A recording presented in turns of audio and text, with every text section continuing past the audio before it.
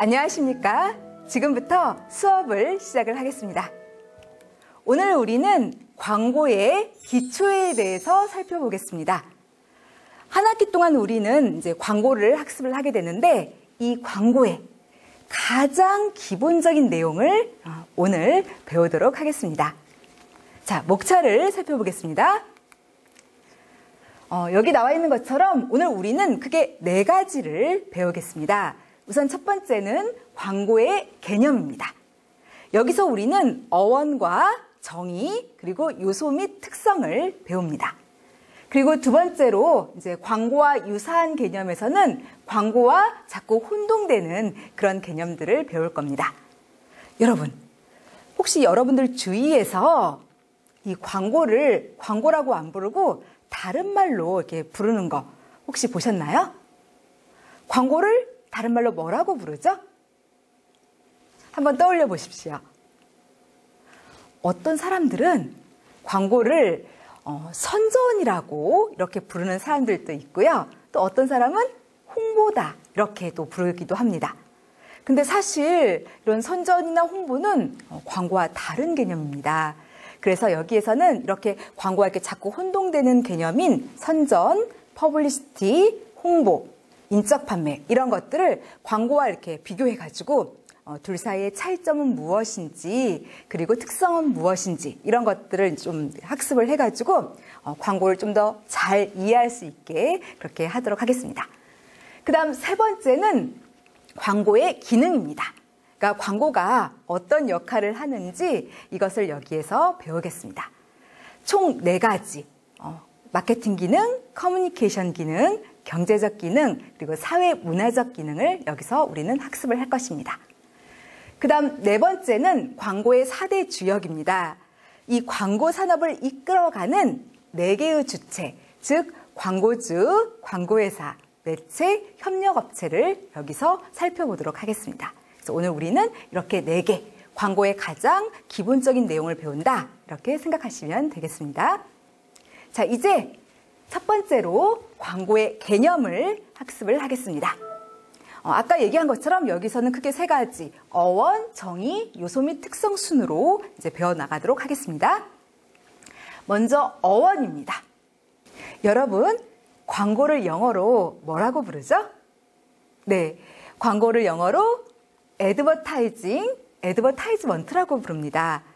그런데 이 단어의 어원은 뭐냐면 바로 라틴어 아드베르테르입니다. 여기서부터 유래가 되었어요. 이 아드베르테르 뜻은 무엇이냐면 바로 사람들의 이 주의를 집중시키다 또는 돌아보게 하다 이런 의미를 갖고 있습니다. 근데 여러분 한번 잘 생각해 주시기 바랍니다. 광고가 바로 이러한 특성을 갖고 있지 않나요? 그쵸? 그러니까 광고는 뭔가 이렇게 임팩트한 요소 또는 창의적인 요소 이런 것들을 활용해서 사람들의 이목을 집중시킵니다. 주의를 끌어요. 그리고 저게 뭐지? 하고 사람들이 궁금해하고 호기심을 갖게 만들어서 돌아보게 만들죠.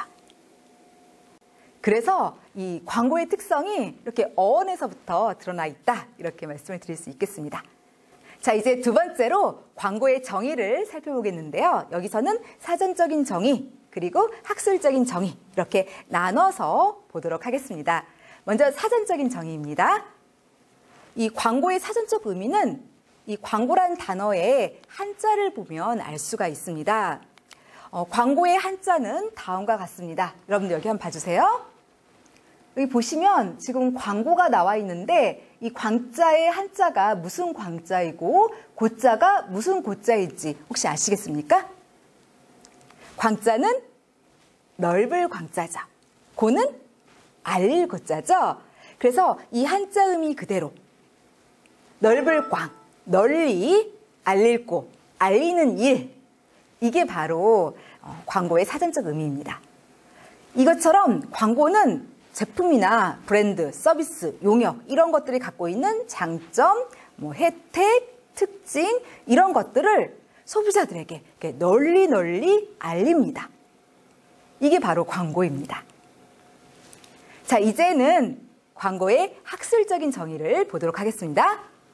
지금 여기에 학술적 정의가 나와 있는데 우리 다 같이 한번 큰 목소리로 읽어보도록 하겠습니다.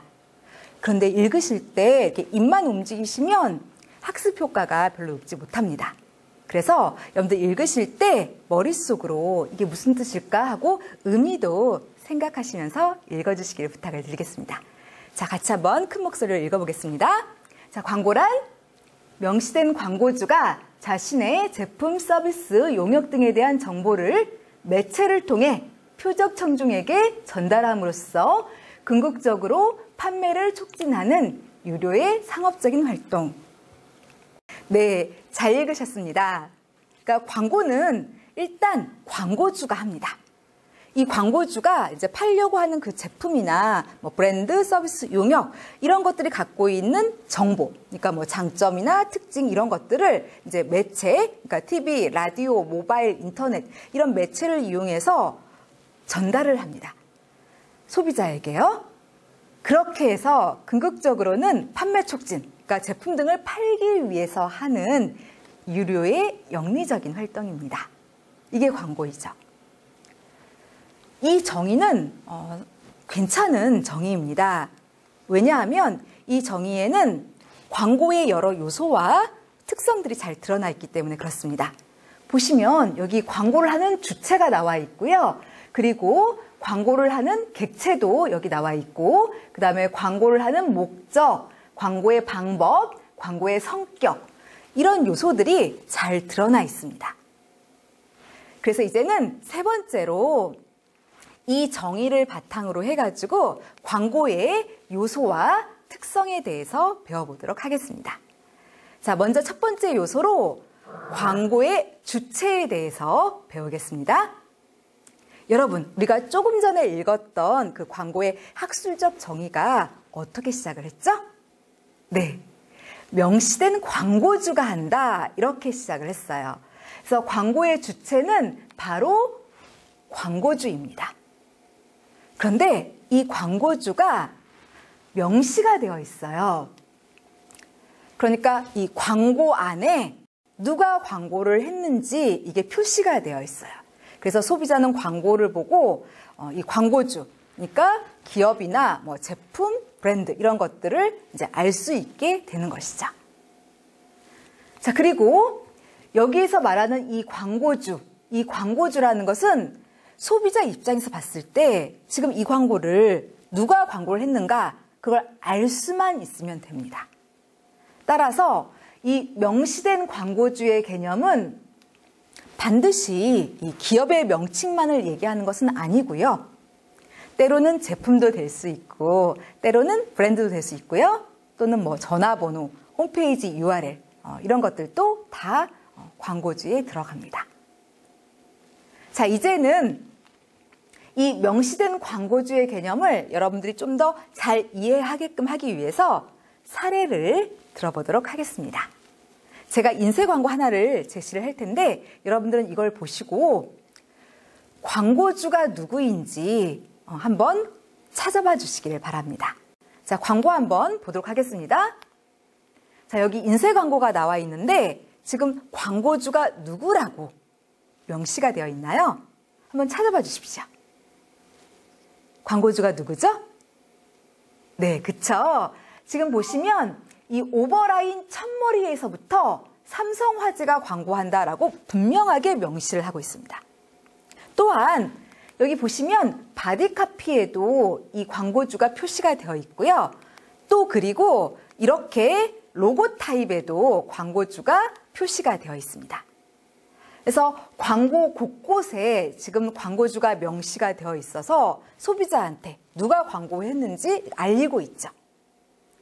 이걸 통해서 나중에 소비자가 이 보험에 가입하고자 할 때 바로 이 삼성화재에 연락해서 가입하게끔 유도하고 있는 것입니다. 그래서 광고는 광고주가 하고 이 광고 안에 이 광고주는 분명하게 명시가 되어 있다. 이렇게 정리를 할 수가 있겠습니다. 자, 그런데 여러분 한번 생각해 주시기 바랍니다. 여러분들께서 그동안 TV라던가 그리고 잡지, 신문 이런 데서 이제 많은 광고들을 보셨을 텐데 광고주가 명시가 되어 있지 않은 광고들이 있었을 겁니다. 어떤 광고가 그렇죠? 그러니까 여러분들이 딱 이제 광고를 봤는데 누가 광고를 했는지, 뭐 기업의 명칭, 뭐 브랜드 이런 것들이 전혀 나타나 있지 않는 거, 그런 광고들을 보셨을 겁니다. 그게 무엇이었나요? 한번 예전의 기억을 반추해 보시기 바랍니다. 광고주가 안 나와 있는 광고. 무슨 광고죠? 바로 티저 광고죠. 이 티저 광고에 대해서 간략하게 좀 설명을 드리도록 하겠습니다. 여러분, 티저 광고에서 티저의 뜻이 무엇인가요? 티저. 티저는 놀리는 사람, 살살 약을 올리는 사람, 괴롭히는 사람, 조롱하는 사람, 이런 의미를 가지고 있죠. 이 단어 의미 그대로 티저 광고는 소비자를 놀리는 광고입니다. 그러니까 티저 광고의 학술적인 정의부터 좀 설명을 드리겠습니다. 이 티저 광고라는 것은 일단 이 중요한 내용을 감춰서 소비자의 궁금증을 야기를 하고 그 다음에 점차 본 모습을 드러내는 광고. 이것이 바로 티저 광고의 학술적인 정의입니다.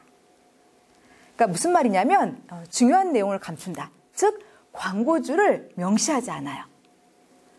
그리고 뭐 브랜드를 감추기도 하고 또는 제품의 장점, 특성 이런 것들을 감춥니다. 그럼 당연히 소비자는 이런 광고주, 제품, 브랜드 이런 것들이 감춰져 있으니까 궁금증을 가지게 되고 또 호기심을 가지게 됩니다. 그러면서 자연스럽게 이 광고의 주목률이 상승을 하게 됩니다. 그런 다음에 서서히 조금씩 그 감춰진 내용을 밝혀나가거나 아니면 일정 시점에 가서 탁 하고 베일을 벗기는 방식을 통해서 소비자들의 구매 욕구도 자극하고 제품의 판매율도 올리는 그런 광고. 이걸 바로 티저 광고다라고 이야기를 합니다. 이 티저 광고의 장점과 단점을 좀 설명드리겠습니다. 우선 장점으로는 티저 광고는 사람들의 주의를 굉장히 효과적으로 잘 끄는 이점이 있습니다. 이 티저 광고는 중요한 내용들을 감춰요. 그러니까 광고주, 제품, 브랜드 이런 것들을 이렇게 감춥니다. 그러니까 아무래도 사람들이 이렇게 궁금증을 가지면서 주목을 광고에 할 수밖에 없게 되는 것이죠. 그리고 두 번째 장점으로는 경쟁사와 차별화를 도모할 수 있다는 장점이 있습니다. 중요한 내용을 감추니까 그것으로 인해서 이렇게 형식적인 차별화를 꾀할 수가 있는 것입니다. 반면 단점으로는 이 티저 광고는 소비자한테 자칫 잘못하면 불쾌함이나 짜증을 유발할 수 있다는 문제점이 있습니다. 왜냐하면 이 중요한 내용들, 그러니까 제품이라던가 광고주라던가 브랜드 이런 것들을 감춰요. 그리고 알려줄 듯 말 듯 하면서 이렇게 광고를 지속시켜 나갑니다. 그러니까 소비자에 따라서 이걸 보면서 이렇게 불쾌함을 표시할 수도 있고요. 때로는 짜증을 낼 수도 있습니다. 이게 단점이죠. 그리고 또 다른 문제점으로는 이 티저 광고는 상대적으로 많은 광고 예산이 소요된다는 그런 문제점이 있습니다. 그냥 일반적인 광고처럼 광고 한 편 하고 끝내는 게 아니라 이건 1편, 2편, 3편, 본편 이런 식으로 여러 개의 광고를 집행을 해야 됩니다. 그러다 보니까 상대적으로 일반 광고에 비해서 많은 광고 예산이 들 수밖에 없는 것이죠. 사례를 하나 들어보도록 하겠습니다. 여러분들 이거 한번 봐주시기 바랍니다. 자, 지금 버스 외벽에 다음과 같은 광고가 집행이 되었어요. 지금 보시면은 카피가 개불알 지켜주세요. 이렇게 되어 있습니다. 그런데 광고를 한번 보십시오. 그 어디에도 지금 광고주가 명시가 되어 있지 않습니다. 그렇죠? 자, 그 다음 여기 이 사진을 한번 봐주시기 바랍니다. 여러분 여기 어딘 것 같아요? 네, 버스 정류장이죠. 여기에도 마찬가지로 개불알 지켜주세요. 이런 카피가 적혀 있는 광고가 이렇게 이제 게재되어 있습니다. 근데 역시 여기에도 지금 광고주가 명시가 되어 있지 않습니다. 자, 그 다음에 이제 본편 광고를 보여드릴 겁니다. 여러분들은 이 영상 광고를 보시면서 누가 광고를 했는지 한번 이 광고주를 찾아봐 주시기 바랍니다. 자, 광고 한번 살펴보겠습니다. 서울 강남 사거리 버스 한 대가 지나가자 시민들이 믿기지 않는다는 얼굴로 버스를 쳐다봅니다. 개불알이라는 단어와 함께 자극적인 문구가 전국 곳곳에서 보입니다. 아주 민망하다고 해야 하나? 나쁜 말도 아닌데 괜히 보면 궁금하기도 하고 좀 민망해요. 좀 야한 것 같아요. 또 견주로서 또 기분이 이상하네요. 아, 우리 그런 거 안 팔어. 지금 인터넷에는 이 문구에 대한 추측들이 넘쳐납니다. 개불알이라는 단어의 선정성에 대한 말도 나오고 있습니다. 미디어에서 이 단어를 만나는 것이 다소 생소하기는 하나 표준어이며 개불알라는 아무런 문제가 되지 않습니다. 개불알 광고의 광고주로 추측되고 있는 업계 측도 의견이 분분합니다. 요즘 저희 개불알티의 광고가 아니라는 문의가 많이 들어오는데 저희하고는 무관한 거예요. 아무래도 애왕전에 중성화 수술을 반대하는 단체가 만든 것이 아닌가 하고 생각하고 있습니다. 개불알에 대해 점점 커지는 관심과 추측. 뚜렷한 해답을 찾지 못하고 있을 때 한 제보자가 나타났습니다. 여기는 정부 대전청사. 개불알에 대해 잘 알고 있다는 분을 찾아왔습니다.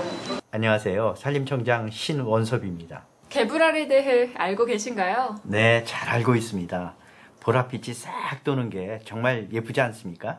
사실 개불알라는 해발 500에서 600m 깊은 산에서 자라는 난초과 식물입니다. 최근에 숲을 즐기는 사람들은 많이 늘었지만 숲에 대한 관심은 늘지 않았습니다. 우리의 무관심 속에 개불알라는 불법 채취돼서 멸종 위기에 놓여 있습니다. 개불알란과 마찬가지로 숲과 산 역시 우리의 무관심 속에서 파괴되거나 훼손되고 있습니다. 개불알란이라는 작은 식물을 첫 단추로 우리 숲의 식물, 동물, 흙, 작은 돌에게도 소중한 관심을 가져주셨으면 하는 진심 어린 마음으로 개불알란 지키기 광고를 하게 되었습니다. 개불알란에 관심을 가지고 기억해 주신 것처럼 숲에 관심을 갖고 숲을 지켜주셨으면 좋겠습니다. 숲을 지켜주세요. 임자가 되어주세요. 임자가 되어주세요. 네, 여러분들 지금 보신 이 광고에서 광고주를 찾으셨나요? 한쪽에 이제 광고주가 이렇게 명시가 되어 있었는데 바로 산림청이죠. 그러니까 산림청이 산림을 보호합시다라는 주제로 이제 집행했던 광고입니다. 그런데 이제 아무래도 이렇게 숲을 보호하자 이런 주제가 사람들의 주의를 좀 끌기가 어렵다 보니까 이런 식으로 페이크 뉴스 형식 그리고 티저 광고 이런 기법들을 이용을 해서 이제 사람들의 주의를 끌었습니다. 자, 그러면은 정리를 좀 해보도록 하겠습니다. 티저 광고는 처음에는 이 광고주가 명시가 되어 있지 않아요. 그러다 보니까 우리가 아까 전에 봤던 그 학술적인 이 광고 정의에 부합하지 않지 않습니까? 이렇게 반문을 하실 수 있습니다. 하지만 오히려 그런 장치를 통해서 나중에 본편 광고에서 광고주가 드러날 때 더 확실하게 사람들이 광고주를 기억하게 하기 위한 것입니다. 그리고 결국은 나중에 광고주가 또 광고하는 분명하게 명시가 되죠. 그래서 그런 측면에서 이 티저 광고도 그 정의에 위배되지 않는다 이렇게 말씀을 드릴 수 있겠습니다. 자, 이제 두 번째로 광고의 방법을 보도록 하겠습니다. 아까 전에 우리가 봤던 그 광고의 학술적인 정의에서는 광고를 하는 방법이 드러나 있었습니다. 그러니까 광고는 여기 나와 있는 것처럼 바로 매체를 이용해서 집행을 하게 됩니다. 즉, 이 광고주가 소비자에게 광고를 직접 전달을 하는 게 아닙니다. 바로 매체를 이용해서 다수의 소비자에게 광고를 전달을 하는 바로 비대인적인 그런 활동입니다. 여러분들 이 비대인적이다 이 말은 좀 기억을 해주시기 바랍니다. 그러니까 직접 만나는 게 아니에요. 매체를 이용해서 하지. 자, 이런 매체는 무엇이냐면 이 광고주하고 소비자 가운데에 위치하면서 광고주의 광고를 소비자에게 전달해주는 도구, 매개체를 얘기를 합니다. 이런 광고 매체에는 TV, 라디오, 신문, 잡지 이런 것들이 있어요. 지금 언급한 이 4개를 전통적인 4대 매체라고 부릅니다. 그리고 이외에도 모바일이나 인터넷, 위성방송 이런 뉴미디어들도 있습니다. 그래서 광고주들은 이런 다양한 광고 매체들을 이용해서 원웨이 커뮤니케이션, 그러니까 일방향적으로 광고를 전달하기도 하고 그리고 투웨이 커뮤니케이션, 쌍방향적으로 광고를 전달하기도 합니다. 특히 오늘날에는 이 뉴미디어가 많이 발달해서 이렇게 쌍방향적으로 광고를 많이 집행을 하죠. 그러니까 무슨 말이냐면 예전에는 광고주가 매체를 통해서 광고를 집행하면 소비자는 그걸 보고 거기서 끝났어요. 일방향적이었죠. 그런데 오늘날은 이 매체 발달로 인해서 광고주가 이제 광고를 하면 소비자는 그에 대해서 뭐 SNS에 글을 남긴다거나 아니면 메일을 보낸다거나 이렇게 해가지고 피드백을 하게 됩니다. 그러면 광고주는 이러한 피드백을 듣고 광고를 일부 수정하거나 아니면 새로운 광고로 교체를 하거나 아니면 아예 광고를 집행 중단하거나 하는 식으로 반응을 보이게 됩니다. 그래서 광고주와 소비자 사이에 이 매체를 통해서 인터랙션이 요즘은 활발하게 일어나는 그런 모습을 띠고 있습니다. 자, 여기서 사례 하나를 들어보도록 하겠습니다. 지금 곧 보시게 될 영상에서 이 광고주는 유튜버인 니키와 콜라보레이션을 진행을 했습니다. 니키는 누구냐면 이렇게 유튜브에다가 이제 개인 채널을 마련을 해가지고 여기에서 이렇게 화장하는 방법 이런 동영상을 이렇게 업로드하는 그 뷰티 메이크업 스페셜리스트입니다. 그런데 이제 이 광고주와 콜라보레이션을 할 때 당시 그 구독자 수가 무려 19만 명을 넘었었어요. 그래서 광고주가 보기에 이 사람하고 협업을 하게 되면은 효과를 높일 수 있겠구나 해가지고 콜라보레이션을 진행을 했던 거죠. 여러분들은 이 영상을 보시면서 이 영상을 집행한 광고주는 누구일까 하고 이 광고주를 좀 맞춰봐 주시기를 바랍니다. 자, 영상 보시도록 하겠습니다. Guys, so today I'm doing another tutorial. I'm sort of doing my look of like my haute couture, like avant-garde version of the stars. Today we're using this palette. It is absolutely gorgeous. And we're also going to use some rhinestones, as you could tell. These are the rhinestones. Absolutely. Oh, yeah, I love you. That is what I'm going to do today. And if you want to know how I did this, then please keep on watching. Okay, so the first thing you're going to do is take a really nice dark brown eyeshadow. And what you're going to do is apply this to your lower lash line. Like that. Okay, now I'm going to take a really nice light highlighting color, and you're going to highlight the lid with this. Apply this to your eyelids. Okay, now you're just going to take the glue, apply it to your eyes like that, and you take your rhinestone, and you just...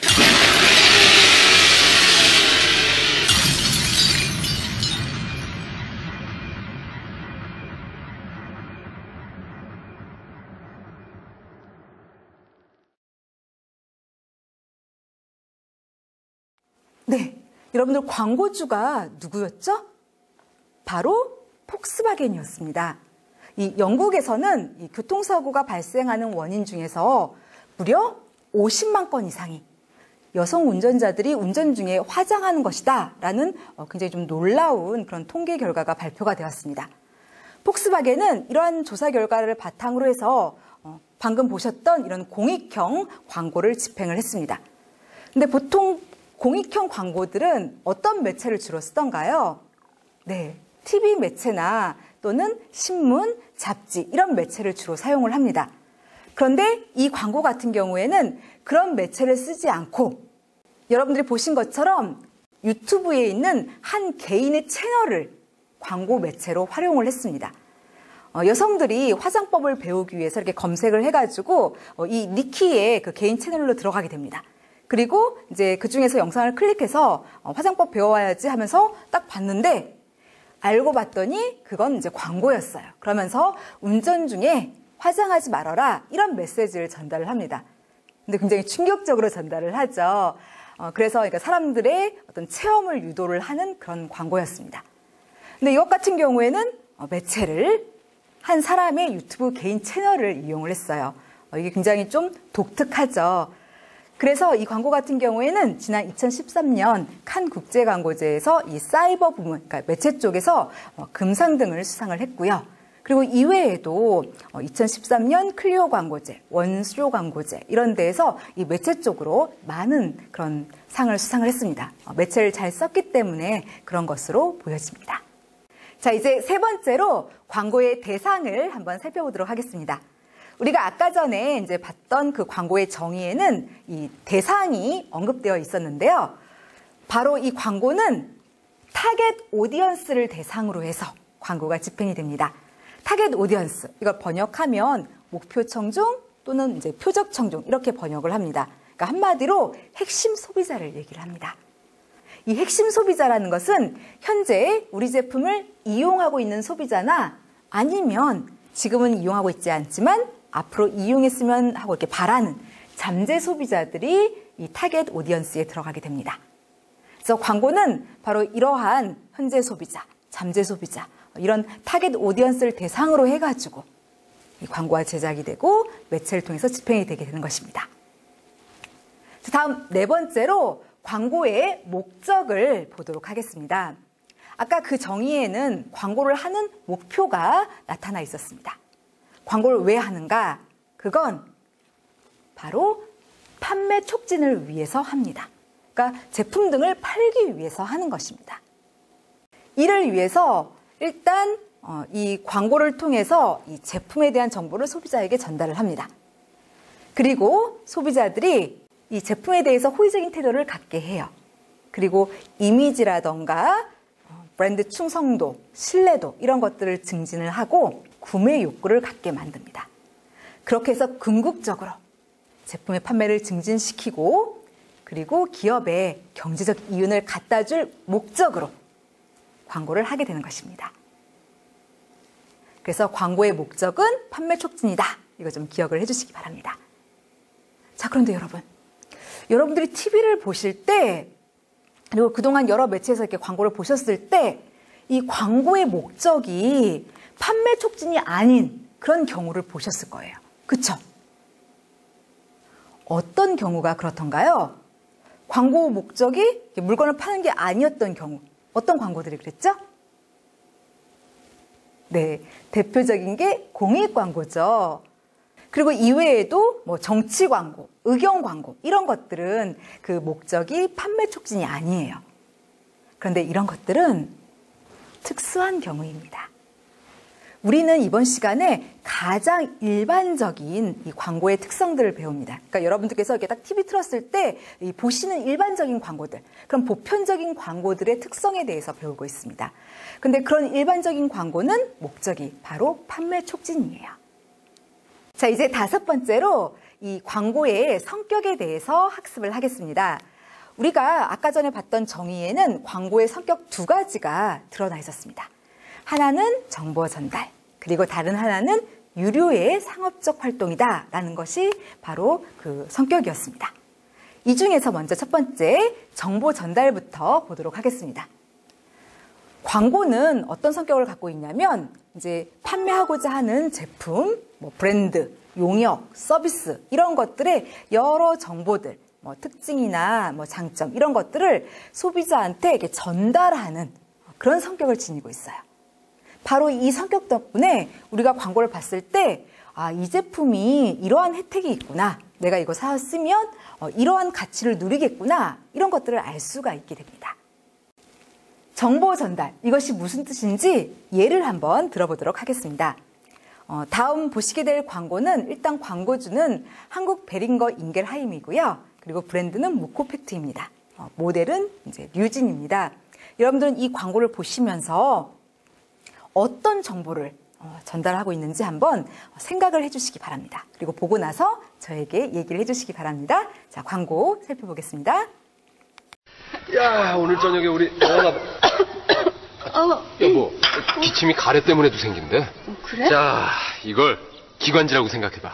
가래가 있으면 기침은 사라지지 않는다. 그래서 뮤코팩트지. 기관지 속 가래를 희석시켜 없애주거든. 가래가 없어서 무코팩트? 아니, 뮤코팩트. 가래무 걱정 무 뮤코팩트. 가까운 약국에서 뮤코팩트를 찾으세요. 이 광고 같은 경우에는 지금 어떤 정보를 소비자에게 전달을 하고 있나요? 첫 번째로는 이 유리병을 이용을 해가지고 이 뮤코팩트가 그 가래를 제거하는 그 원리를 일단 보여줍니다. 이것을 통해 가지고 이 뮤코팩트가 기관지 가래 제거에 굉장히 효과적이다라는 제품의 성능 정보를 소비자에게 전달을 하고 있죠. 그리고 또 그 구입처 정보도 전달을 하고 있어요. 여러분들 어디에서 이 제품을 구입할 수 있다라고 이 광고가 전달을 하고 있나요? 바로 약국이죠. 그러니까 이렇게 제품의 그 성능이나 구입처 이런 정보들을 광고는 전달을 합니다. 그래서 이렇게 정보 전달의 특성을 광고는 갖고 있습니다. 자, 그 다음에 광고의 또 다른 성격, 바로 유료의 상업적인 활동이다. 이것을 좀 설명을 하겠습니다. 광고는 공식적으로 이 사용료를 지불하고 매체를 씁니다. 그러니까 무슨 말이냐면 광고주가 만약에 TV에다 광고를 하려고 한다. 또는 뭐 신문, 잡지, 라디오 이런 데다가 광고를 하려고 하면 일단은 이 매체사에게 그 매체의 시간과 지면을 이용하는 대가로 돈을 지불을 합니다. 그러니까 무료가 아니고 유료입니다. 그리고 이제 그것을 통해서 이 경제적 이윤을 얻으려고 하는 영리적인 활동, 이게 바로 광고입니다. 여러분들 여기에서 바로 이 유료다라는 거, 그리고 상업적이다, 정보 전달을 한다. 이건 좀 기억을 해주시기 바랍니다. 광고의 굉장히 중요한 특성이기 때문에 좀 잘 기억을 해주시기 바라고요. 제가 뒷부분에서 다시 한번 언급을 하도록 하겠습니다. 자, 이제 두 번째로 광고와 이렇게 비슷한 유사한 개념들을 살펴보겠습니다. 여기에서는 크게 네 가지, 즉 선전, 그리고 퍼블리시티, PR, 인적 판매 이렇게 네 개를 광고와 비교해서 살펴보겠습니다. 먼저 첫 번째 선전부터 보도록 하겠습니다. 지금 여기 정의가 나와 있는데요. 우리 다 같이 한번 큰 목소리로 읽어보도록 하겠습니다. 자, 선전이란 특정 시간, 장소에서 사상, 이념, 주장을 인간의 감정의 호소에 주입시키고 태도, 행동을 바꾸게 하는 행위. 잘 읽으셨습니다.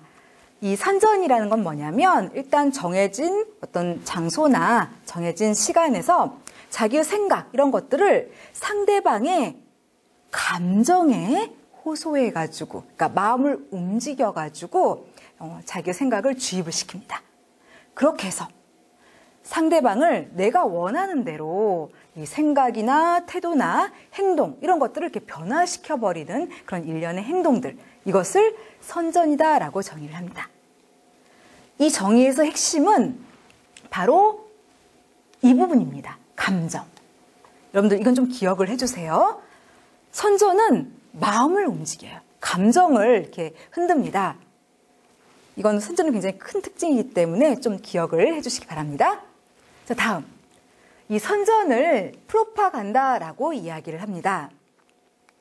이 프로파간다라는 단어가 나오게 된 그 유래를, 배경을 설명을 드리겠습니다. 1622년 6월 22일 날 당시 로마의 교황이었던 이 그레고리 15세는 한 성교회를 조직을 합니다. 이 성교회는 당시 이제 신대륙, 미국 등에서 이 선교 활동을 하고, 그리고 이제 구대륙, 이제 유럽에서 이 카톨릭을 더욱더 이제 강화시킬 그런 목적을 가지고 이제 설립이 된 선교회입니다. 그런데 이 선교회의 명칭이 바로 사크라 콩그레가티오 데 프로파간다 피데입니다.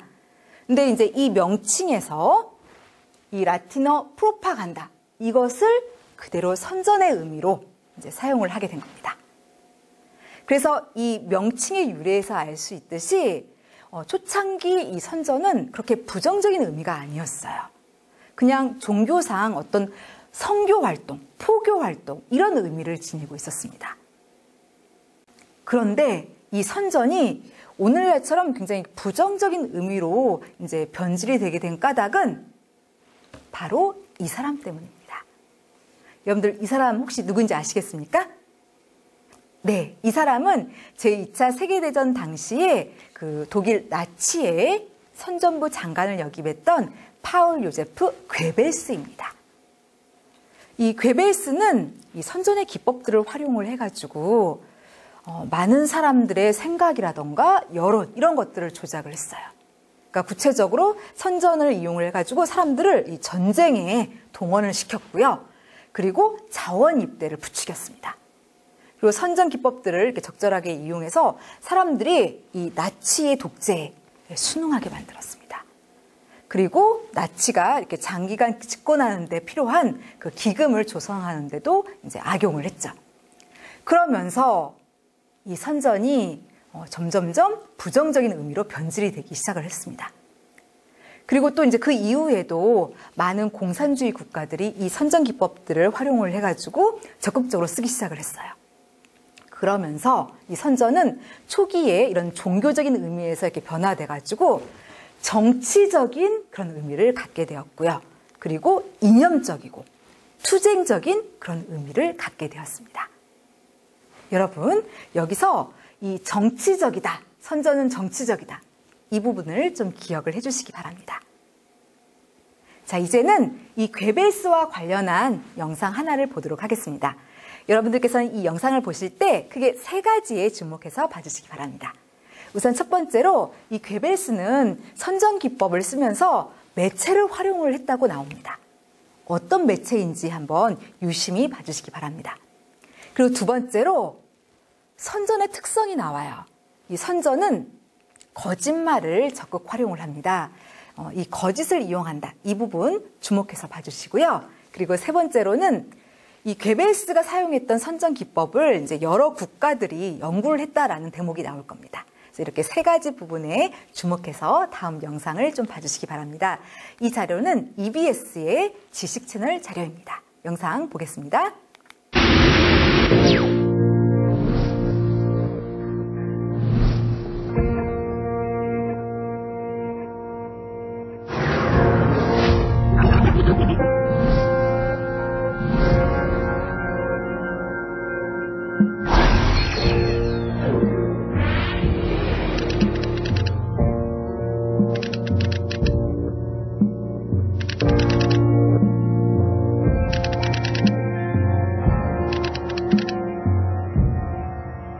I'm beginning to hear voices.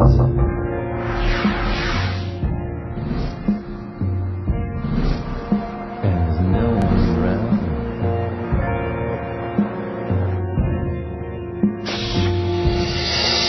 Well, I'm all used up. Yeah. And the wheels have turned round.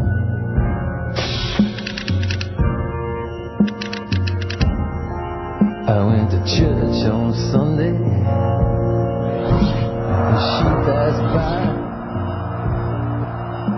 My love for her is taking such a long time to die. I'm waist deep in the middle. It's almost like I don't. I'm 20 miles out of town in cold eyes bound.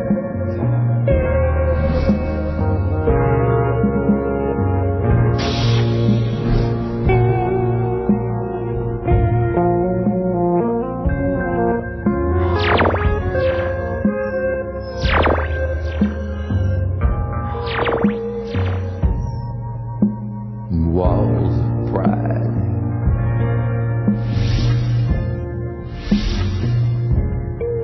They are high and wide.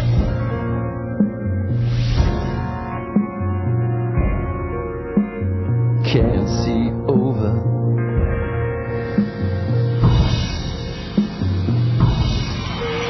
To the other side.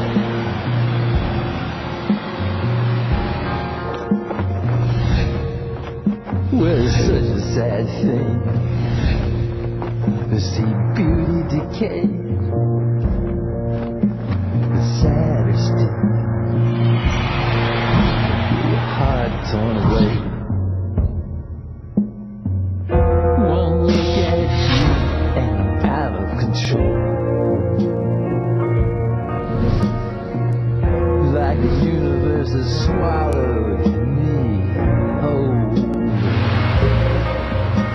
I'm 20 miles out of town, cold lines bound.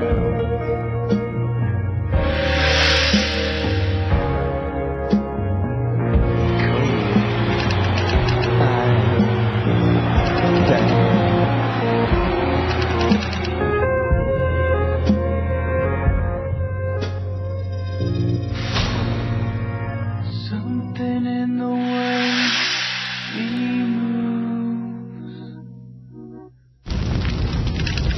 attracts me like no other lover.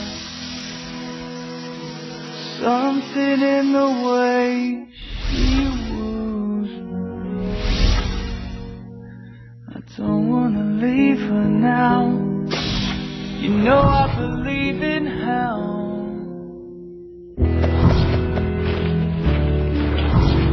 Somewhere in her smile, she knows that I don't need no other lover. Something in her style that shows me I don't wanna leave her now. You know I believe in hell.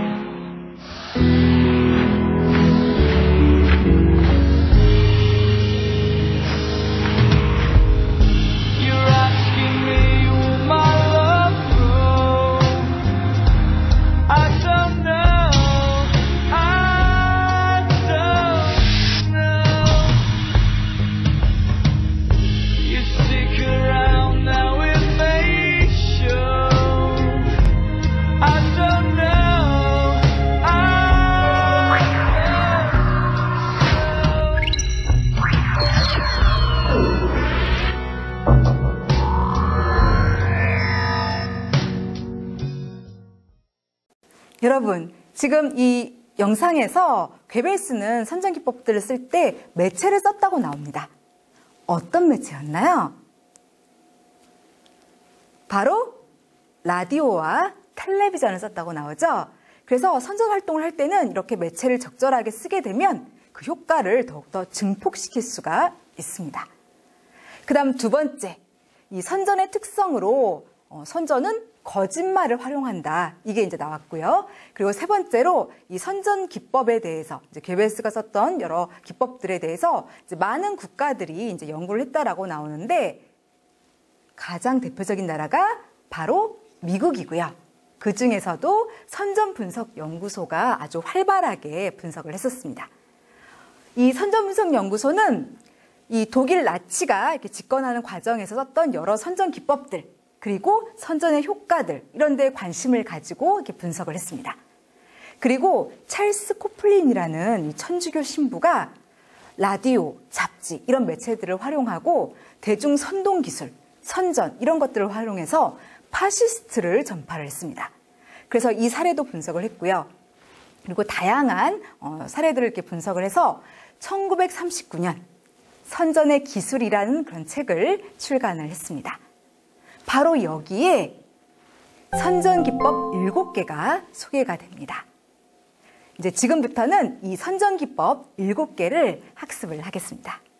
먼저 첫 번째, 매도하기 기법입니다. 네임 콜링.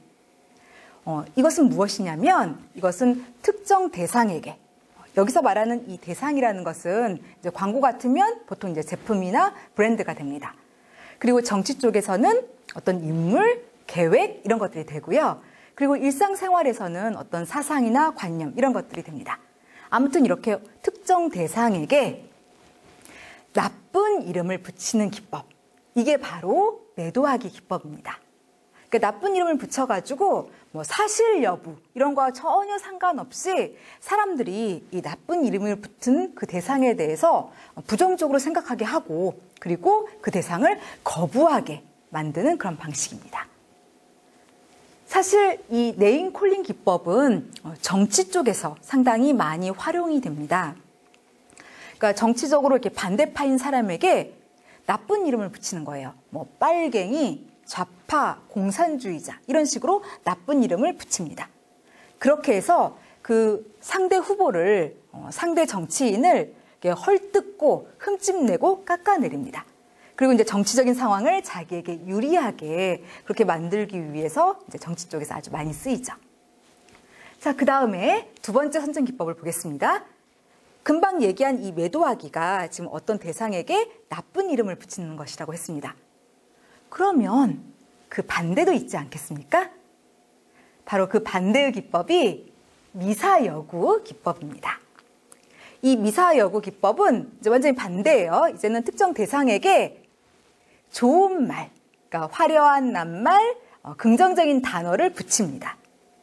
그렇게 해서 뭐 증거 이런 거 전혀 상관없이 사람들이 그 좋은 말이 붙은 대상에 대해서 이제 긍정적으로 생각하게 하고 호의적으로 그걸 받아들이게 만드는 그런 방식인 것이죠. 사실 이 미사여구 기법은 뭐 광고라던가 정치 쪽에서 많이 활발하게 가져다가 쓰는 선전 기법입니다. 자, 여기서 이 미사여구의 사례 하나를 들어보도록 하겠습니다. 바로 도시 슬로건인데요. 혹시 여러분들 중에 고향이 부산인 친구 혹시 있습니까? 그 친구들에게 질문을 하겠습니다. 부산의 도시 슬로건은 무엇인가요? 혹시 이제 고향이 부산이 아니더라도 이 부산의 도시 슬로건을 들어본 학생들 있나요? 도시 슬로건이 무엇인가요? 부산의 도시 슬로건은 바로 다이나믹 부산입니다. 다이나믹. 굉장히 괜찮은 말이죠. 지금 이 말이 부산에 이렇게 붙어 있는데 이 다이나믹 덕분에 왠지 부산도 좋은 느낌이 듭니다. 역동적인 느낌, 뭔가 힘이 꿈틀꿈틀거리는 그런 좋은 느낌이 들어요. 마찬가지로 대구의 도시 슬로건은 컬러풀 대구입니다. 컬러풀, 좋은 낱말이죠. 지금 이 컬러풀이라는 좋은 말이 이렇게 붙어 있으니까 왠지 대구도 다채롭고 뭔가 화려한 그런 느낌이 듭니다. 혹시 여러분들 중에 합천의 도시 슬로건을 아는 친구들 있나요? 합천은 어떠한 슬로건을 갖고 있나요? 합천은 바로 수려한 합천, 이런 도시 슬로건을 갖고 있습니다. 자, 수려한, 역시 좋은 말입니다. 이 말이 붙어 있으니까 왠지 합천도 좋게 느껴집니다. 뭔가 물도 좋고 자연 경관도 굉장히 빼어날 것 같다, 이런 느낌을 받게 되죠. 이런 식으로 다이나믹, 컬러풀, 수려한 이렇게 좋은 말을 어떤 대상에게 붙이는 것, 이게 바로 미사여구가 되겠습니다. 자, 이제 세 번째 선전 기법인 전의를 살펴보겠습니다. 이 전의는 어떤 방식이냐면 일단 이제 우리 사회에는 뭔가 이렇게 존경받는 인물들이 있어요. 그리고 긍정적인 이미지를 가진 그런 사람들이 있습니다. 바로 이제 이러한 사람을 특정 대상, 그러니까 보통 광고 같은 경우에는 뭐 브랜드나 제품이 돼요. 이런 특정 대상과 결부시킵니다. 그렇게 해서 이 사람이 갖고 있는 어떤 존경이라던가 권위, 인기, 명성, 긍정적인 이미지 이런 것들을 특정 대상에게 끌어들이는 그런 선전 기법, 이것을 전의라고 이야기를 합니다. 이 전의는 이제 접하는 사람의 머릿속에서 연상작용을 통해서 이제 발생을 하게 됩니다. 사실 이 전의 기법은 이제 광고 쪽에서 특히 많이 이제 활용을 하는 그런 방식이죠. 사례로서 저는 한 초콜릿 광고를 들도록 하겠습니다. 이 초콜릿 광고는 광고 모델로 오드리 헵번 이 배우를 기용을 해서 광고를 전개를 했습니다. 여러분들 오드리 헵번 지금 머릿속으로 한번 떠올려 주시기 바랍니다. 다 떠올리셨나요? 자, 여러분들 머릿속에 떠오른 이 오드리 헵번의 이미지는 어떤가요? 아마도 뭔가 좀 아름답고 사랑스럽고 귀여운 그런 이미지가 떠오르셨을 겁니다. 여러분들께서는 다음 광고를 보시면서 이런 오드리 헵번의 좋은 이미지가 제품으로 이렇게 전이되는가, 그래서 이 제품도 좋게 느껴지는가, 이런 걸 좀 생각하면서 다음 광고를 봐주셨으면 좋겠습니다. 그리고 참고로 이 오드리 헵번은 이미 돌아가신 분이죠. 고인이에요. 그러면 어떻게 광고 모델로 기용을 했을까요? 광고주는 이제 광고 모델로 활용하기 위해서 이제 다양한 방법을 강구했다고 합니다. 그런데 다 실패하고 결국 최종적으로 쓴 방법은 뭐였냐면 풀 컴퓨터 그래픽을 이용을 해서 이제 광고 모델로 활용을 했다고 합니다. 그래서 이제 여러분들께서 보시게 될 광고 속의 오드리 헵번은 이제 실제 모습이 아니고 이제 컴퓨터 그래픽으로 만드는 가상의 이미지입니다. 가짜 이미지예요. 이 가상의 그래픽 이미지가 실제 그 사람들하고 얼마나 잘 조화를 이루는가, 이것도 한번 생각하면서 다음 영상을 봐주시기 바랍니다. 자, 광고 보도록 하겠습니다.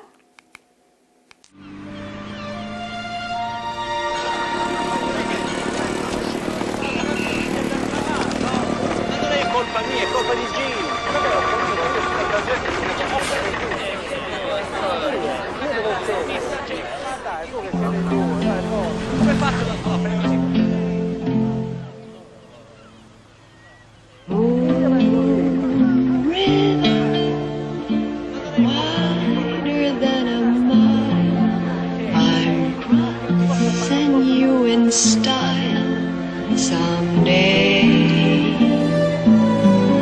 Oh, dream maker, you heartbreaker, wherever you're going, I'm going your way.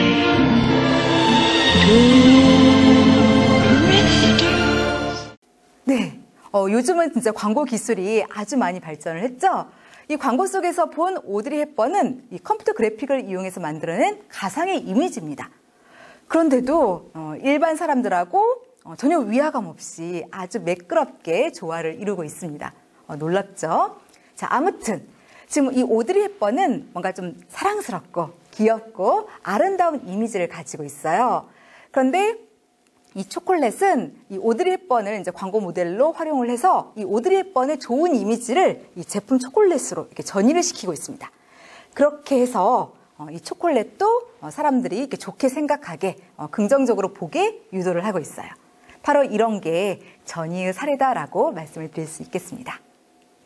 자, 이제는 네 번째 선정 기법, 증언을 보도록 하겠습니다. 증언, 이것은 제3자를 내세우는 방식입니다.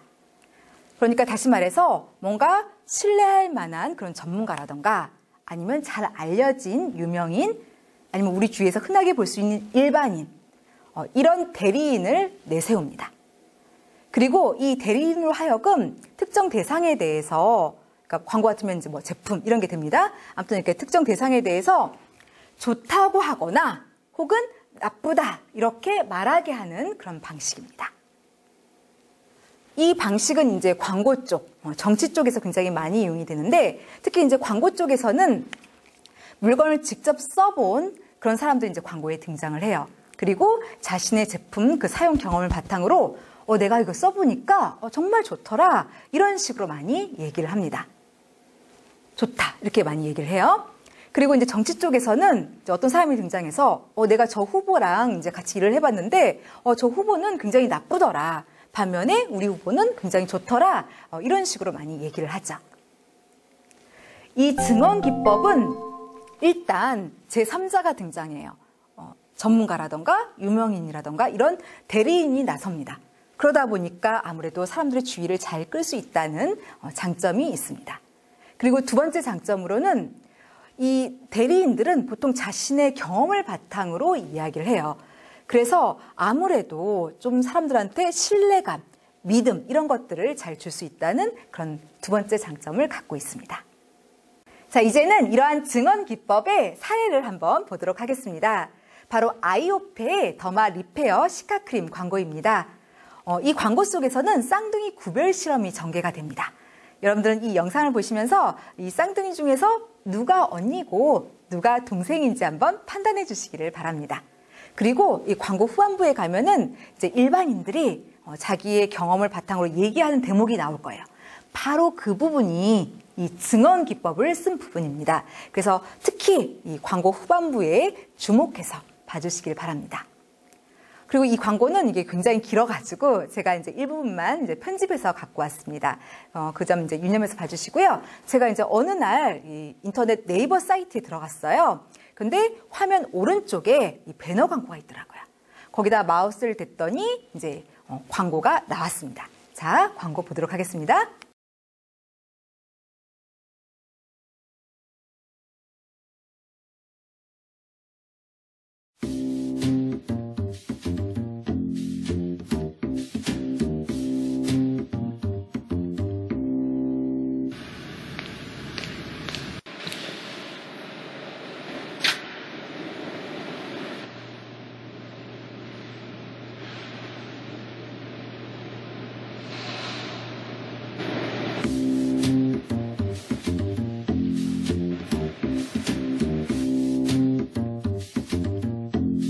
두 사람을 구별할 수 있나요?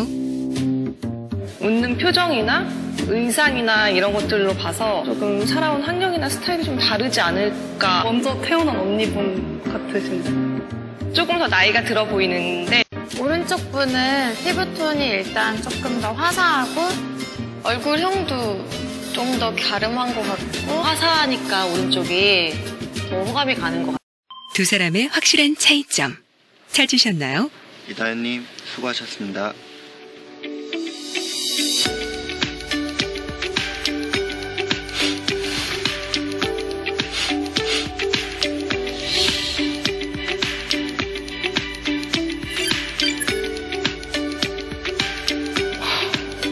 같은 사람이야? 아 진짜요? 아 너무 달라지셔가지고. 그녀의 민감한 피부 어떻게 달라진 걸까요? 우리는 1095일 동안 3110명을 만나 그들의 피부를 연구했습니다. 식물유래 편백나무 성분과 저자극 성분으로 민감한 당신의 피부가 달라집니다. 당신을 위해 고민할 시간보다 더 좋은 성분은 없습니다. 아이오페 더마 리페어 시카 크림. 제가 세안 후에 약간 빨개지거나 예민해지는 부분이 있었는데 많이 진정이 되는 것 같았어요. 피부결이 많이 정돈되는 느낌을 많이 받았고요. 화장이 잘 먹는다는 게 많이 느껴졌어요. 제가 아무래도 밖에서 일을 많이 하다 보니까 자외선 노출이 되게 많거든요. 근데 그게 조금 진정된 느낌이었고 제가 느끼기 전에 주변에서 먼저 피부 좋아졌다고 많이들 말하더라고요.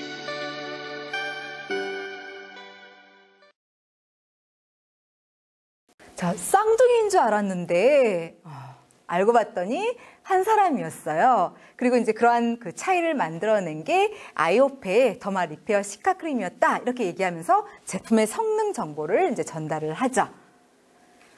이 광고는 이제 뒷부분을 보시면 이제 여러 일반인들이 자기의 제품 사용 경험을 이제 이야기하는 부분이 나옵니다. 그러니까 주위에서 먼저 좋아졌다고 얘기했다. 피부가 전동되어지는 그런 느낌을 받았다. 이런 식으로 자신의 그 경험을 바탕으로 이제 제품에 대해서 얘기를 합니다. 그러니까 뭔가 그럴듯하게 들려요. 바로 이런 방식이 증언 기법이 되겠습니다. 자, 이제 선전의 기법 5번째 서민적 방식을 살펴보도록 하겠습니다. 서민적 기법은 자기 자신이나 아니면 자신의 생각이 보통의 일반인들 또는 평범한 서민, 국민들 이런 사람들하고 같다 이렇게 이야기하는 기법입니다. 그렇게 함으로써 뭔가 사람들한테 친근함, 호감, 공감 이런 것들을 유발하려고 하죠. 심리학에는 유사성의 원칙이라는 게 있습니다. 이것은 무엇이냐면 우리 인간은 자기하고 비슷한 사람에 대해서 호감이나 친근감 이런 것들을 느낀다는 그런 원칙입니다. 그래서 이 원칙을 바탕으로 이렇게 살펴보게 되면 일반인들은 아무래도 자기하고 비슷한 사람, 이런 사람에 대해서 호감을 느끼기가 쉽습니다. 바로 그러한 습성을 이용한 방식이라고 할 수가 있겠습니다. 자, 선전의 기법 7개 중에서 이제는 6번째입니다. 카드 속임수인데요. 우리 인간 그리고 제품 이런 특정 대상들은 보통 장점도 있지만 단점도 다 있습니다. 그런데 이 중에서 장점, 이런 좋은 점들은 적극 부각을 시키고 강조를 하지만 반면에 단점이나 안 좋은 점은 이걸 왜소화시키고 또 감춰버리는 기법, 이걸 바로 카드 속임수 기법이라고 이야기를 합니다. 그런데 소비자 입장에서 봤을 때는요, 이 물건을 살 때 그 제품의 장점을 알아야 하지만 그에 못지않게 단점도 알아야 합니다. 왜냐하면 이 단점을 모르면 제품을 사서 썼다가 자칫하면 피해를 입게 될 수가 있기 때문에 그렇습니다. 그래서 단점도 부정적인 면도 잘 알아야 돼요. 그런데 이러한 단점은 싹 감춰버리면 이건 소비자를 속이는 거나 마찬가지입니다. 그래서 카드 속임수 이런 이름이 붙은 것이죠. 그러니까 정리하면 이 카드 속임수 이 기법은 어떤 대상이 가지는 뭐 장점, 단점 이런 것들을 모두 얘기하지 않고 그냥 일반적인 면, 그러니까 주로 이제 장점 이런 것들만 이제 얘기를 해서 사실을 속이고 그리고 왜곡하는 거 이것을 이제 카드 속임수라고 한다라고 정리를 할 수 있겠습니다. 사례를 하나 들겠습니다. 지난 2012년 미국의 시장조사 업체인 JD 파워사는 이 자동차 내구 품질 조사를 진행을 했습니다. 이제 그 중에서 이 중형 자동차 부분에서 제네시스가 1위를 차지했습니다. 그리고 이것이 이제 국민일보라던가 중앙일보 이런 여러 매체에 이제 기사로 보도가 되었었죠. 이 제네시스는 이제 그때 보도된 그런 기사들을 활용을 해가지고 다음과 같은 인쇄 광고를 진행을 했습니다. 한번 보실까요? 지금 보시면 헤드라인이 이 기사가 믿겨지시나요? 이렇게 되어 있어요. 그리고 이제 중앙일보, 국민일보 이제 이런 데 나갔던 그 기사들을 이렇게 비주얼로 제시를 했습니다. 이렇게 보시면 제네시스가 뭐 벤츠, BMW 이런 것들을 꿀렸다, 제쳤다, 우리가 1위 했다 이런 내용들이 나와 있어요. 그러니까 좋은 점이죠. 그래서 이걸 강조를 한 겁니다. 근데 반면에 부정적인 내용은 감췄죠. 근데 소비자 입장에서는 특히 자동차와 같은 고가의 제품을 구매할 때는 단점도 알고 있어야 돼요. 자칫하면 이제 피해를 입게 될 수가 있기 때문에 그런 것들도 알고 있어야 됩니다. 하지만 그런 것들은 다 감췄죠. 자, 이 제네시스 광고는 지금 장점은 부각하고 단점은 갖췄어요. 그렇기 때문에 이것은 카드 속임수의 사례다라고 말씀을 드릴 수가 있겠습니다. 자, 이제는 선전기법 7개의 마지막 부하내동을 설명을 하겠습니다. 여러분, 이 부하내동의 뜻이 무엇인가요? 뭔 뜻이죠? 네, 부하내동은 자기의 생각이나 뭐 주관 이런 거 없이 그냥 무턱대고 남을 따라하는 그런 방식입니다. 바로 이 의미 그대로 부하내동 기법은 따라하게 만드는, 동조하게 만드는 기법입니다. 그럼 어떻게 따라하게 하느냐? 바로 많은 사람들이 다 그렇게 행동하고 있다. 다수가 다 이렇게 생각하고 있다. 이걸 얘기해가지고 사람들이 따라하게 만드는 그런 방식입니다. 이거는 인간의 습성을 이용했습니다. 우리 인간은 고립되는 것을, 왕따 당하는 것을 굉장히 두려워하는 습성을 가지고 있습니다. 그래서 이 고립을 막고자 보통은 많은 사람들이 행동하는 대로 따라하는 그런 모습을 보입니다. 이러한 심리를 이용을 한 방식인 거죠. 사실 이 부하내동 기법은 이 정치 쪽에서 선거 때 종종 보입니다. 선거 활동할 때 이렇게 이제 보통 후반부에 갔을 때 이런 얘기를 하죠. 대세 확정, 승리를 거둘 우리 후보에게 투표하십시오. 이렇게 얘기하는 경우가 있어요. 이런 경우에는 지금 다수의 사람들 따라서 우세한 우리 후보에게 투표해라, 이쪽으로 서라 이렇게 얘기를 한 것이죠. 그래서 이제 이런 게 부하내동의 사례다라고 말씀을 드릴 수 있습니다. 참고로 이 선전분석연구소의 선전의 기술이라는 책을 보면은 이게 밴드웨건 기법이다 이렇게 나와 있어요. 밴드웨건. 여러분들 이 단어의 뜻이 무엇인가요?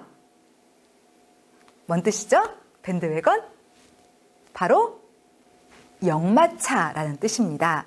그러니까 이렇게 퍼레이드 행렬의 맨 앞에서는 이런 악대 차량, 이것을 밴드웨건이라고 합니다. 그래서 밴드웨건이 지나가면 사람들이 우르르 막 따라가요. 그래서 그 따라가는 그런 모습에 착안해서 밴드웨건 기법 이렇게 이름이 붙은 것입니다. 자, 여기서 이 밴드웨건 기법의 사례를 한번 들어보도록 하겠습니다.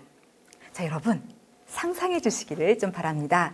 여러분들께서 이제 점심시간에 식당에 식사로 가시게 되었다 하고 이렇게 머릿속으로 상상해 주시기 바랍니다.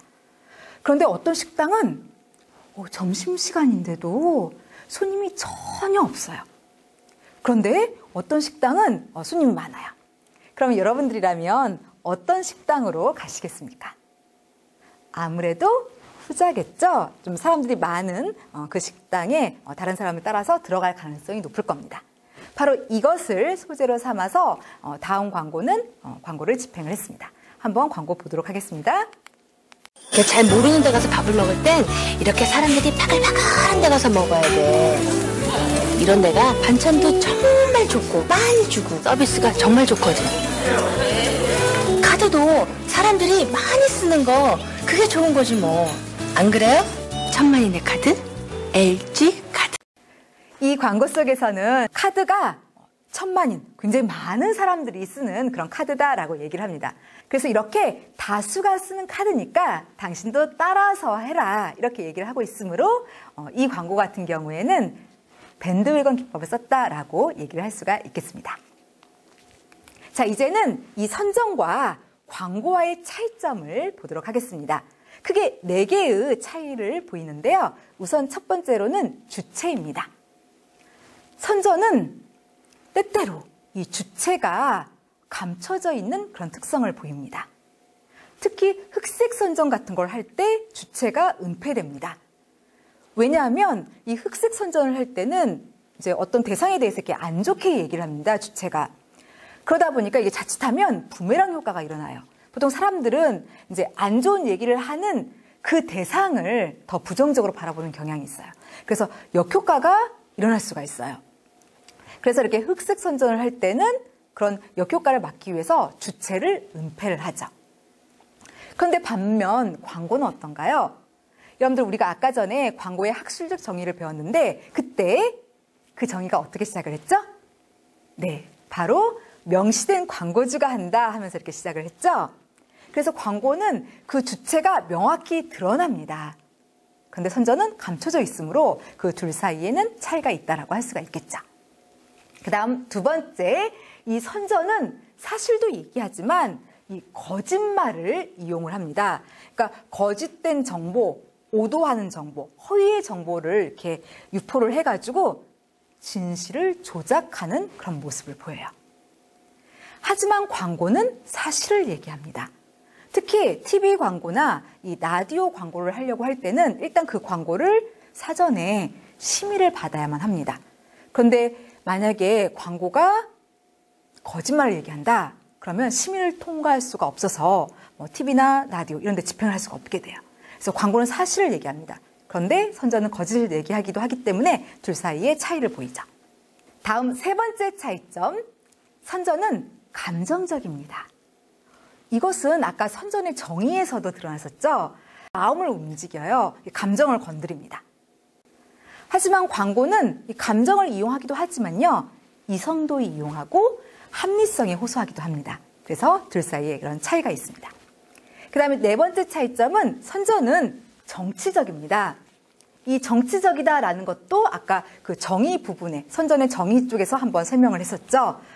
초기에는 이 선전이 종교적이었어요. 그 의미가. 그런데 이것이 시간이 지나면서 점점 정치적으로 그 의미가 변화됐다고 얘기를 했었습니다. 하지만 광고는 어떻죠? 여러분들 아까 그 광고 정의가 마지막에 어떻게 끝났나요? 바로 유료의 상업적 활동이다라고 아까 정의가 끝났죠. 그래서 광고는 이렇게 제품 같은 걸 이렇게 판매해가지고 이제 기업이 어떤 경제적 이윤 이런 것들을 얻기 위해서 하는 상업적인 활동이에요. 영리적인 활동입니다. 그래서 선전은 정치적이기 때문에 차이를 보이죠. 이 광고와 선전과의 차이를 한마디로 표현을 하라고 한다면 광고는 이 제품 등을 팔기 위해서 하는 상업적인 활동입니다. 그래서 날 사라, buy me라고 표현을 할 수가 있습니다. 하지만 이 선전은 보통 이제 정치 쪽에서 이제 많이 이용이 되면서 날 따르라 이렇게 이제 쓰기 때문에 follow me 이렇게 표현을 할 수가 있겠습니다. 자, 이제 두 번째로 광고와 또 자꾸 혼동되는 개념인 퍼블리시티를 배우겠습니다. 퍼블리시티. 사실 이거는 이제 이 다음에 배울 이 PR의 하위 개념입니다. 그런데 사람들 중에는 이 퍼블리시티를 이렇게 광고하고 이렇게 자꾸 혼동하는 사람들이 있어요. 그래서 이 퍼블리시티를 좀 따로 빼가지고 좀 자세하게 한번 살펴보겠습니다. 퍼블리시티. 이걸 번역하면 보통 이제 기사 홍보, 언론 홍보 이렇게 많이 번역합니다. 이것은 무엇이냐면 여기 이제 파란색으로 강조된 이 정의, 이것을 같이 한번 읽어보도록 하겠습니다. 자, 퍼블리시티란 언론에 보도되게 하는 활동. 네, 잘 읽으셨습니다. 그러니까 퍼블리시티는 이제 판매하고자 하는 제품이나 뭐 용역, 서비스 이런 것들에 대한 정보를 뉴스화, 그러니까 보도 자료로 만듭니다. 그런 다음에 이것을 각 방송국이나 뭐 신문사, 잡지사 이런 데에 보내요. 그렇게 해가지고 언론에 알려가지고 기사화시키는 활동, 이것을 퍼블리시티라고 얘기합니다. 그러니까 다시 말해서 뉴스의 형태, 기사의 포맷으로 이렇게 나가게 하는 그런 일련의 활동들을 퍼블리시티다라고 얘기를 합니다. 자, 이제는 이 퍼블리시티와 광고와의 차이점을 보겠습니다. 크게 세 가지, 즉 신뢰성, 비용, 그리고 통제성 차원에서 차이를 보입니다. 먼저 첫 번째, 신뢰성입니다. 이 퍼블리시티는요, 신뢰성이 높은 편입니다. 왜냐하면 이것이 소비자한테 어떻게 다가가냐면 보통 TV 같은 경우에는 아나운서의 입을 통해서 그리고 기자의 입을 통해서 뉴스의 형태로 소비자에게 전달이 됩니다. 그리고 신문이나 잡지 같은 경우에는 이제 기사 형태로 소비자에게 전달이 돼요. 그런데 사람들은 이런 뉴스라던가 기사에 대해서 좀 상대적으로 객관적이다, 공정하다 이런 인식을 가지고 있습니다. 그래서 이 퍼블리시티는 신뢰성이 높은 그런 특징을 보이죠. 근데 반면에 광고는 어떤가요? 여러분들 광고 신뢰하시나요? 좀 경계하거나 불신하는 경향이 있지 않으신가요? 왜냐하면 이 광고라는 것은 결국은 이제 제품을 판매하기 위해서, 그러니까 물건을 팔기 위해서 하는 행위입니다. 그러다 보니까 이 광고를 이렇게 보고 있으면 우리의 소비 욕구가 자극이 돼요. 그래서 불필요한 그런 사치나 낭비 이런 것들이 일어나게 됩니다. 따라서 우리는 광고를 좀 경계하게 될 수밖에 없죠. 그리고 불신하게 됩니다. 그래서 이렇게 신뢰성 차원에서 광고와 퍼블리시티는 차이를 보이게 됩니다. 그 다음 두 번째, 비용을 보겠습니다. 이 퍼블리시티는 무료예요. 그러니까 언론에 우리 제품, 서비스, 용역 이런 것들이 이렇게 기사나 뉴스 형태로 나가는 거에 대해서 비용을 지불하지 않습니다. 반면에 광고는 여러분들 아까 이 광고의 학술적 정의가 마지막에 어떻게 끝났죠? 바로 유료의 상업적인 활동이다 이렇게 끝났었어요. 유료. 그러니까 광고는 매체의 지면이나 시간을 이용하는 대가로 반드시 매체사에게 돈을 지불합니다. 그래서 유료로 이루어져요. 그래서 광고는 유료지만 이 퍼블리시티는 무료다라고 해서 이 둘 사이의 차이를 보입니다. 물론 이 퍼블리시티 중에는 유료가 있어요.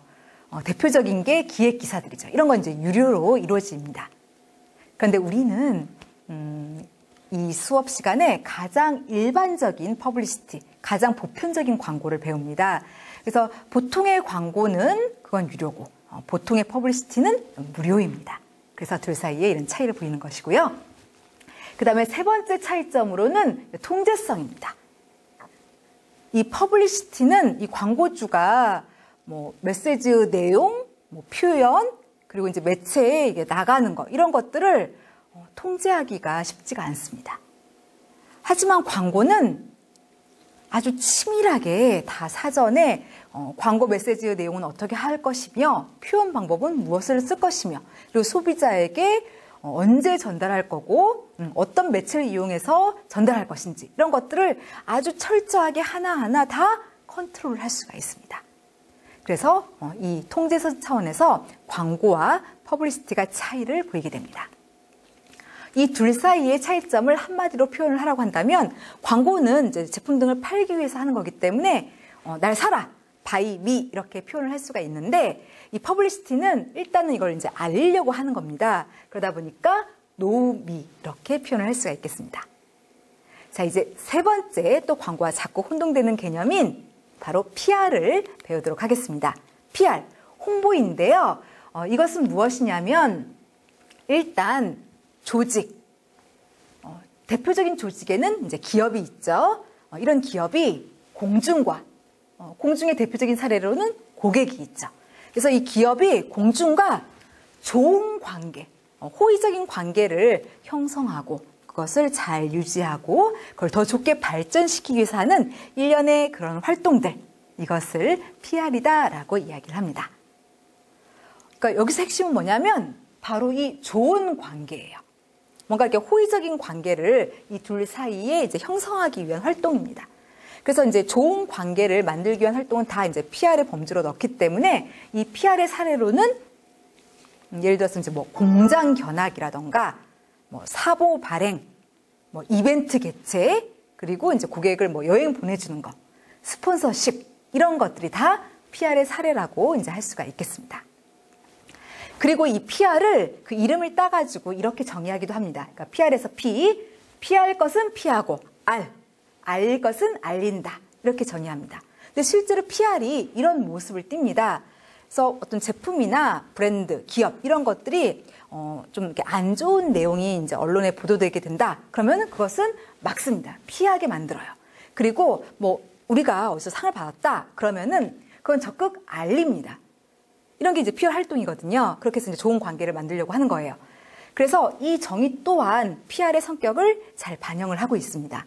그래서 윗 정의를 기억하기가 힘들다라고 한다면 이 아래 정의라도 좀 기억을 해주셨으면 좋겠습니다. 자, 이제 두 번째로 PR의 구성 요소를 이제 설명을 하겠습니다. PR의 구성 요소에는 크게 6가지가 있습니다. 먼저 첫 번째로는 조직체를 꼽을 수가 있습니다. 조직체, 이것은 PR 활동을 하는 주체를 의미를 합니다. 그래서 이러한 조직체의 사례에는 대표적인 게 바로 기업입니다. 그리고 이거 외에도 뭐 정부라던가 또는 이제 기관, 단체 이런 것들이 이 조직체의 사례다라고 할 수가 있습니다. 그다음 두 번째 요소는 바로 공중이 되겠습니다. 공중은 이 PR 활동의 객체입니다. 대상이 되는 그런 요소이죠. 그러니까 조직체와 이해관계에 놓여 있는 요소들을 일컫습니다. 그래서 이러한 공중의 사례로는 이제 대표적인 것으로 고객을 들 수가 있습니다.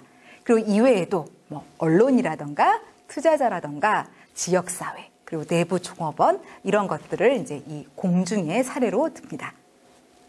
그 다음에 여기 세 번째 그리고 네 번째 요소는 PR 활동을 하는 목적입니다. PR 활동을 왜 하느냐? 일단은 첫 번째로는 이 조직이 공중과 상호 이해를 넓히기 위해서 합니다. 그리고 또 이 홍보를 하는 목적은 좋은 관계, 그러니까 호의적인 그런 관계를 이제 형성하고 발전시키기 위해서 합니다.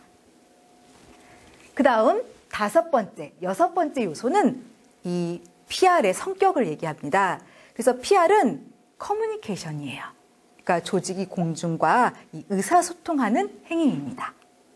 그리고 PR은 관리예요. 매니지먼트입니다.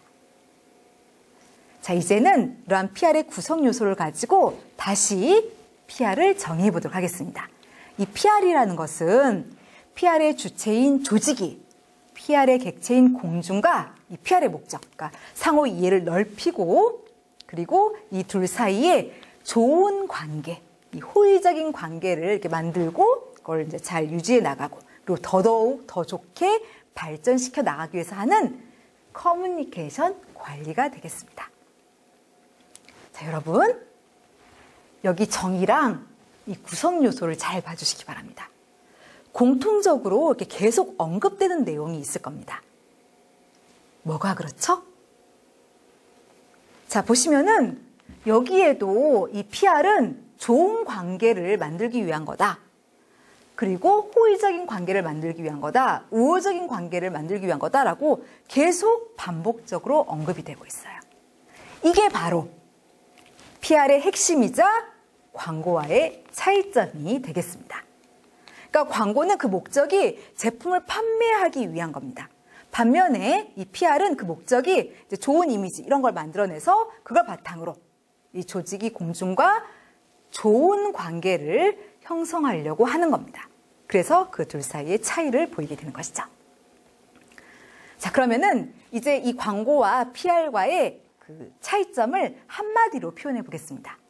광고는 물건을 팔기 위해서 하는 거예요. 그래서 buy me, 날 사라 이렇게 표현을 할 수가 있는데 이 PR은 좋은 관계를 만들기 위한 거기 때문에 이거는 love me 이렇게 표현을 할 수가 있습니다.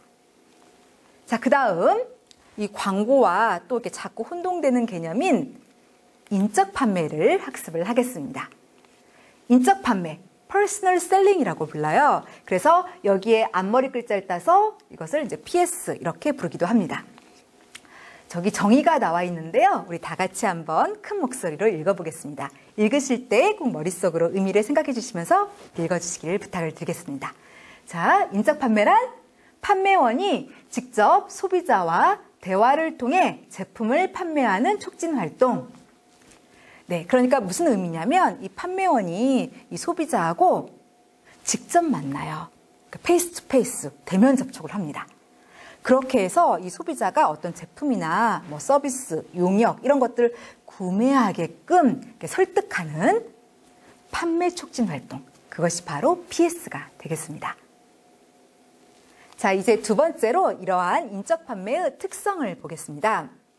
이 인적 판매의 굉장히 큰 특성으로는 이 판매원이 소비자하고 직접 만난다는 거, 즉 대면 접촉을 한다는 게 굉장히 큰 특성이 되겠습니다. 그러니까 페이스 투 페이스를 하게 되는 거예요. 그리고 두 번째 특성으로는 아무래도 직접 만나니까 이 육안으로 소비자의 반응을 직접 관찰할 수 있고 소비자의 니즈, 욕구를 관찰할 수 있다는 특성이 있습니다. 그리고 세 번째는 아무래도 이제 직접 만나가지고 이제 얘기를 하기 때문에 그때그때 소비자가 보이는 반응에 따라서 이 판매원은 이 메시지의 전달 방식이나 메시지의 내용을 이제 바로바로 바꿀 수 있다라는 겁니다. 그러니까 예를 들어서 만약에 이제 판매원이 소비자에게 이제 물건을 팔려고 해요. 근데 소비자가 시큰둥해요. 그러면 얼른 이 메시지의 전달 방식을 바꿀 수가 있어요. 그래서 이렇게 패드를 꺼내서 이 제품에 대해서 이제 구체적으로 설명하면서 이성에 호소할 수가 있습니다. 그런데 이 소비자가 그래도 뭔가 이렇게 내켜하지 않습니다. 그러면은 얼른 또 이 메시지 내용이나 전달 방법을 바꿀 수가 있어요. 그래서 이번에는 이제 화장품을 꺼내가지고 소비자한테 직접 이렇게 발라준다거나 해서 이렇게 체험 이런 것들을 이제 유도해 볼 수가 있습니다. 그래도 이 소비자들이 별로 이렇게 내키하지 않는다. 그러면 또 얼른 이 메시지 전달 방식을 바꿀 수가 있습니다. 고객님, 우리가 이번에 10% 할인을 해드리겠습니다. 이런 식으로요. 그래서 이렇게 그때그때 아무래도 이렇게 직접 만나니까 메시지 내용, 전달 방식 이런 걸 바꿀 수 있다. 이것이 바로 인적 판매의 특성이 되겠습니다. 그리고 네 번째 특성으로는 이 인적 판매는 투웨이 커뮤니케이션이 가능합니다. 그러니까 판매원이 얘기를 하면 소비자가 피드백을 해요.